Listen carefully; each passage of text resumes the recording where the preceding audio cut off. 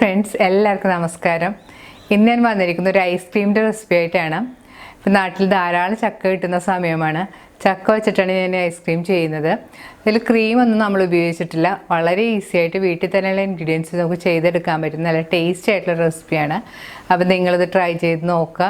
Try ചെയ്ത് നോക്കിയിട്ട് നിങ്ങളുടെ അഭിപ്രായം കമൻറ്റ് ബോക്സിൽ മറക്കരുത്. നിങ്ങളുടെ ഫ്രണ്ട്സായിട്ടൊക്കെ ഷെയർ ചെയ്യുക.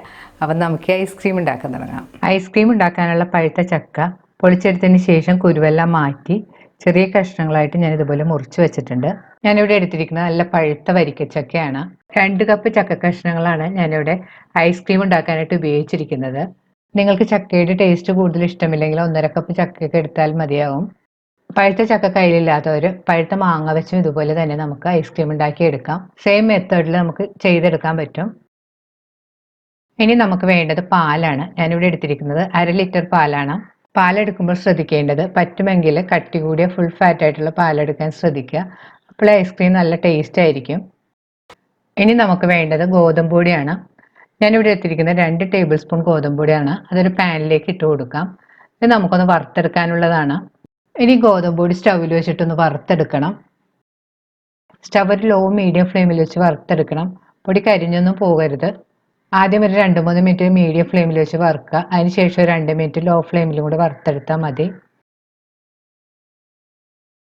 ഇപ്പോൾ പൊടിയുടെ കളറൊക്കെ ഒന്ന് ചെറുതായിട്ട് മാറിയിട്ടുണ്ട്. ഒരു നല്ല മണമൊക്കെ വരുന്നുണ്ട്. ഈ സമയത്ത് നമുക്ക് സ്റ്റവ് ഓഫ് ചെയ്യാം. സ്റ്റവ് ഓഫ് ചെയ്തതിന് ശേഷം ഈ പൊടി നമുക്കൊരു ചെറിയ ബൗളിലേക്ക് മാറ്റാം. ഇനി ഗോതമ്പ് പൊടി ഒന്ന് തണുക്കാനായിട്ട് നമുക്ക് മാറ്റി വെക്കാം. ഇനി പാല് സ്റ്റൗവിൽ വെച്ച് തിളപ്പിക്കണം. പാൻ സ്റ്റൗവിൽ വെച്ചതിന് ശേഷം ഇടയ്ക്കൊന്ന് ഇളക്കി കൊടുക്കണം. പാലിപ്പോൾ തിളക്കാൻ തുടങ്ങിയിട്ടുണ്ട്. ഇനി ഇതിലേക്ക് നമുക്ക് പഞ്ചസാര ചേർത്ത് കൊടുക്കണം. പഞ്ചസാര നിങ്ങളുടെ മധുരത്തിന്റെ പാകത്തിനനുസരിച്ച് ചേർത്ത് കൊടുക്കാം. ഐസ്ക്രീമിന് മധുരം കുറച്ച് മുന്നിൽ നിൽക്കാൻ ശ്രദ്ധിക്കണം. എന്നാലേ തണുത്ത് വരുമ്പോഴത്തേക്കും പാകത്തിന് മധുരം ഉണ്ടാകുകയുള്ളൂ. ഞാനിവിടെ 1/3 കപ്പാണ് പഞ്ചസാര ചേർത്തിരിക്കുന്നത്. നിങ്ങൾ നിങ്ങളുടെ പാകത്തിനനുസരിച്ച് ചേർത്ത് കൊടുക്കണം. പഞ്ചസാര ചേർത്ത് കഴിഞ്ഞ് വീണ്ടും നന്നായിട്ട് മിക്സ് ചെയ്ത് കൊടുക്കണം. ഇനി സ്റ്റവ് ഒരു ലോ ഫ്ലെയിമിൽ വെച്ചിട്ട് ഒരു 5 മിനിറ്റും കൂടെ പാല് നന്നായിട്ട് തിളപ്പിക്കണം. ഇടയ്ക്കിടയ്ക്കൊന്ന് ഇളക്കി കൊടുക്കണം. പാനിൻ്റെ സൈഡിൽ കട്ട പിടിച്ചിരിക്കുന്ന പാലൊക്കെ ഒന്ന് സ്പൂൺ കൊണ്ട് നന്നായിട്ട് മിക്സ് ചെയ്ത് യോജിപ്പിക്കണം. വറുത്ത് വെച്ച ഗോതമ്പ് പൊടി ഇപ്പോൾ നന്നായിട്ട് തണുത്ത് വന്നിട്ടുണ്ട്. ഇനി ഇതിലേക്ക് കുറച്ച് പാലൊഴിച്ചൊന്ന് കട്ടയില്ലാതെ കലക്കിയെടുക്കണം. ആദ്യം നമുക്ക് ഇതിലേക്ക് ഒരു 1/4 കപ്പ് പാലൊഴിച്ച് നന്നായിട്ട് മിക്സ് ചെയ്ത് കൊടുക്കാം. പാലൊഴിച്ച് നല്ലതുപോലെ ഒട്ടും കട്ടയില്ലാതെ കലക്കിയെടുക്കണം. ഇനി ഇതിലേക്ക് ഒരു 1/4 കപ്പ് പാലും കൂടി ഒഴിച്ച് വീണ്ടും നന്നായിട്ട് മിക്സ് ചെയ്ത് യോജിപ്പിക്കണം. ഞാൻ വെറുതെ സാധാരണ തണുത്ത പാൽ വെച്ചിട്ടാണ് കലക്കിയെടുത്തിരിക്കുന്നത്. ഗോതമ്പ് പൊടി ഒട്ടും കട്ടയില്ലാതെ നന്നായിട്ട് കലക്കിയെടുത്തിട്ടുണ്ട്. പാൽ തിളക്കാൻ തുടങ്ങിയിട്ട് ഒരു 5 മിനിറ്റ് എല്ലാം കഴിഞ്ഞിട്ടുണ്ട്. ഇനി ഇതിലേക്ക് നമുക്ക് കലക്കി വെച്ചിരിക്കുന്ന ഗോതമ്പ് പൊടി ഒഴിച്ചു കൊടുക്കണം. സ്റ്റവ് ഒരു ലോ ഫ്ലെയിമിൽ വെച്ചതിന് ശേഷം ഒരു കൈ കൊണ്ട് ഗോതമ്പ് പൊടി ഇതിലേക്ക് ഒഴിച്ചു കൊടുക്കുകയും മറ്റേ കൈ കൊണ്ട് നന്നായിട്ട് ഇളക്കി കൊടുക്കുകയും ചെയ്യണം. നല്ലതുപോലെ തന്നെ മിക്സ് ചെയ്ത് കൊടുത്തുകൊണ്ടിരിക്കണം. അല്ലെങ്കിൽ ഗോതമ്പ് പൊടി പെട്ടെന്ന് കട്ട പിടിക്കും. ഗോതമ്പ് പൊടി ചേർത്തതിന് ശേഷം ഒരു 3-4 മിനിറ്റ് ലോ ഫ്ലെയിമിൽ വെച്ചൊന്ന് നന്നായിട്ട് തിളപ്പിക്കണം. ഇപ്പോൾ പാൽ ഈ കാണുന്ന പോലെ ചെറുതായിട്ട് കുറുകിയെല്ലാം വന്നിട്ടുണ്ട്. ഈ സമയത്ത് നമുക്ക് സ്റ്റവ് ഓഫ് ചെയ്തതിന് ശേഷം ഇത് തണുക്കാനായിട്ട് മാറ്റി വെക്കാം. ഇപ്പോൾ പാല് നന്നായിട്ട് തണുത്ത് വന്നിട്ടുണ്ട്.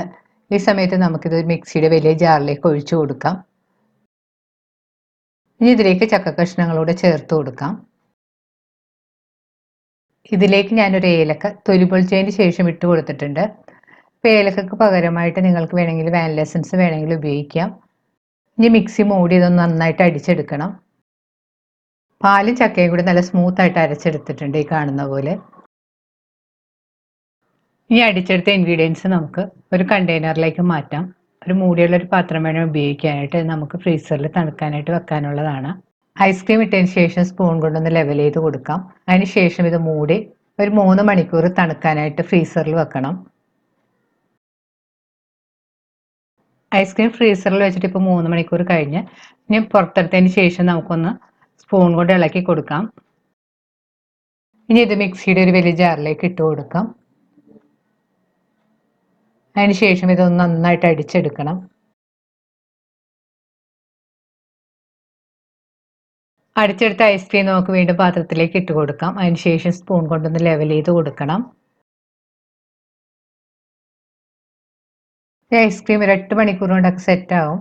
എന്നാലും ഒരു 10-12 മണിക്കൂർ തണുപ്പിച്ചെടുക്കുന്നതാണ് എപ്പോഴും നല്ലത്. ഞാൻ ഈ ഐസ്ക്രീം ഓവർനൈറ്റ് ഫ്രിഡ്ജിൽ വെച്ചിട്ടാണ് സെറ്റാക്കി എടുത്തിരിക്കുന്നത്. ഇനി പാത്രം മൂടി നമുക്ക് സെറ്റ് ആകാനായിട്ട് ഫ്രീസറിലേക്ക് വെക്കാം. ഓവർനൈറ്റ് വെച്ച ഐസ്ക്രീം ഞാനിവിടെ പുറത്തെടുത്ത് വെച്ചിട്ടുണ്ട്. ഇനി നമുക്ക് പാത്രം തുറന്ന് നോക്കാം. ഐസ്ക്രീം നന്നായിട്ട് സെറ്റായിട്ട് ഇരിപ്പുണ്ട്. ഇത് കത്തിയോടെ 4 സൈഡും ഒന്ന് വെളിയിപ്പിച്ചിട്ട് വേണമെങ്കിൽ നമുക്ക് പ്ലേറ്റിലേക്ക് കമത്തിയിട്ടിട്ട് എടുക്കാം. നല്ലതുപോലെ സെറ്റായിട്ടിരിക്കുന്ന കാരണം പാത്രത്തിൽ നിന്ന് വിട്ടുവരാൻ ബുദ്ധിമുട്ടായിരിക്കും. അപ്പോൾ വേണമെങ്കിൽ നമുക്ക് കുറച്ച് സമയം വെള്ളത്തിൽ ഇറക്കി വെച്ചിട്ടുണ്ടെങ്കിൽ കുറച്ച് മെൽറ്റായിട്ട് നമുക്ക് ലൂസായിട്ട് കിട്ടും. ഞാനിവിടെ ഒരു സ്കൂപ്പർ ഉപയോഗിച്ച് കുറച്ച് ഐസ്ക്രീം ഒരു ഐസ്ക്രീം കപ്പിലേക്ക് മാറ്റുന്നുണ്ട്. അതിന് ശേഷം കട്ട് ചെയ്ത് കാണിച്ചു തരാം.